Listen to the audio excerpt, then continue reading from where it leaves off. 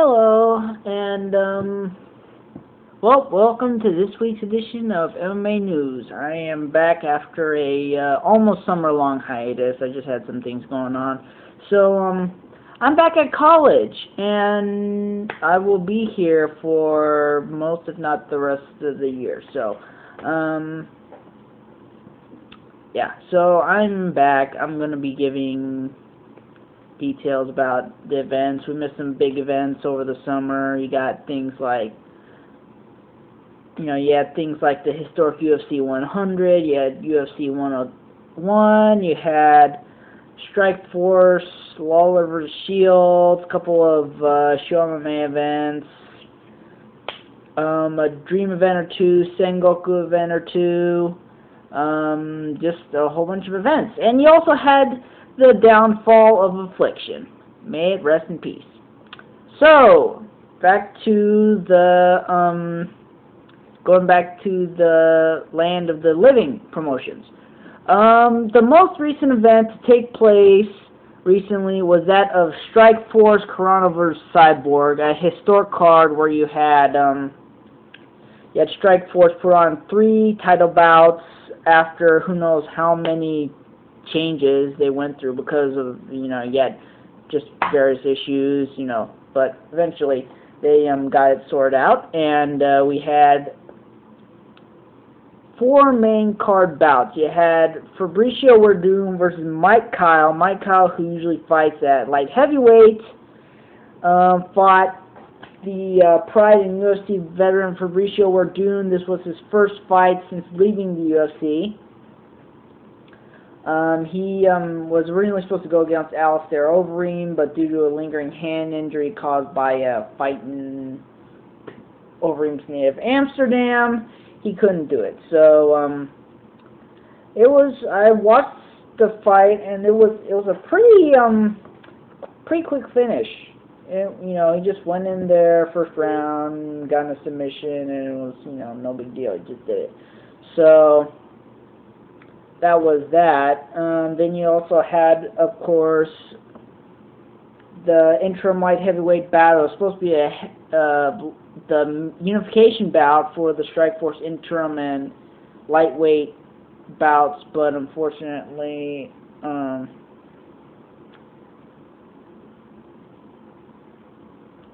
the reigning champion Thompson couldn't make a defense because of an injury. So instead, Mitsuhiro Ishida, who is on loan from Dream, based on this recent 3-way alliance between Dream, Strikeforce, and M-1 Global, he came in for the interim title against Gilbert Melendez, who won the interim title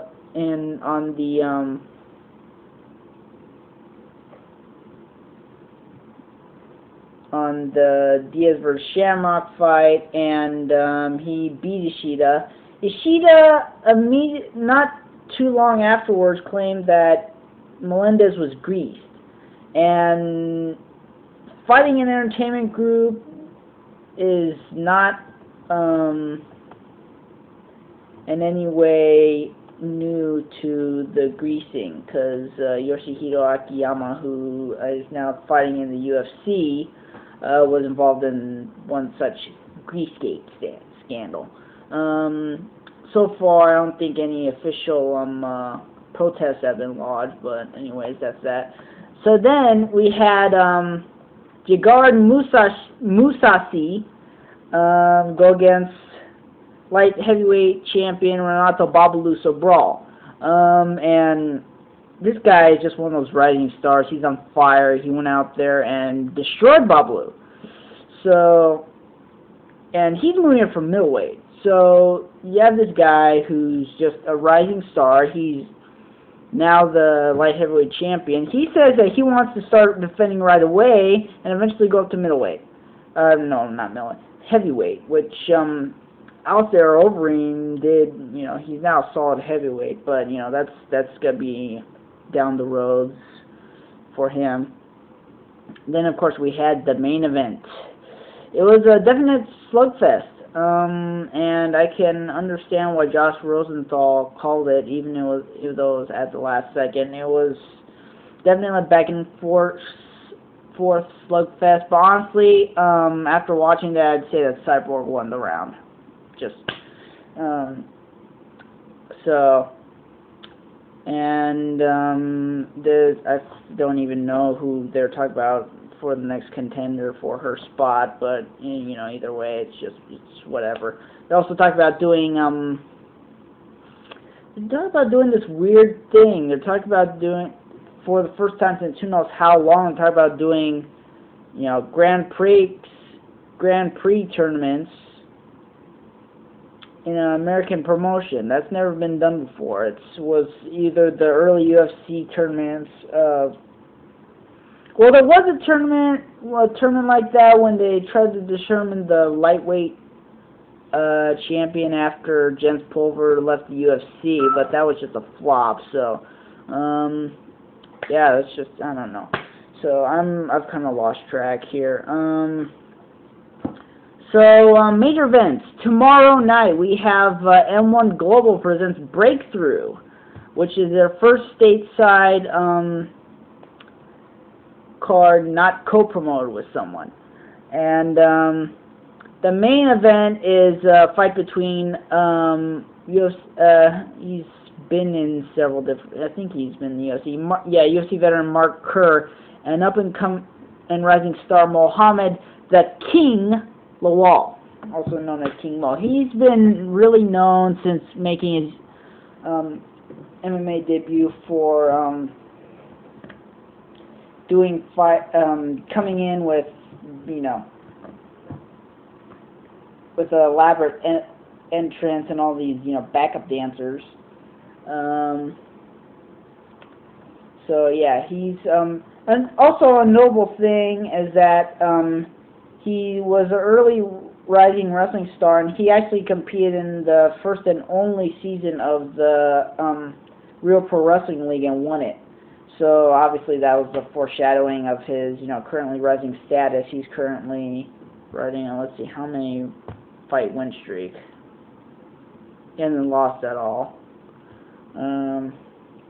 Also on the card is Fedor Emelianenko versus Gegard Mousasi. I just talked about Mousasi earlier. Fedor recently signed a deal with Strikeforce, so he's going with them because UFC didn't want to co-promote with M1. They just don't want to co-promote with anyone. It's like, I don't know.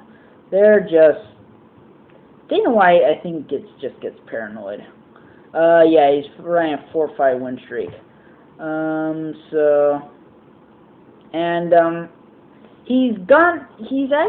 His most notable win was against Travis Wyeth. He was not a fluke. So, and then you got a very diverse international card, but that's about it on that part. So,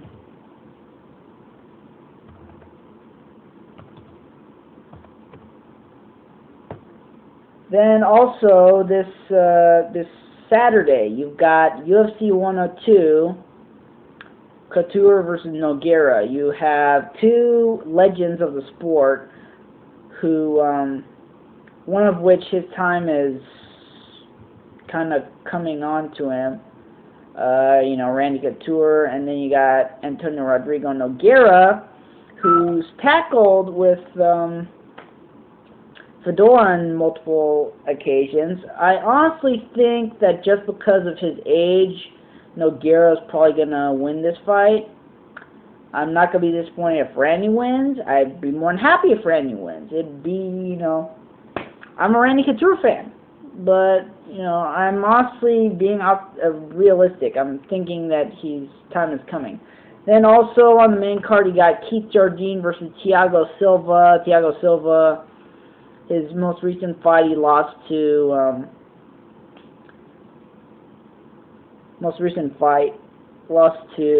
current UFC light heavyweight champion Jota Machida.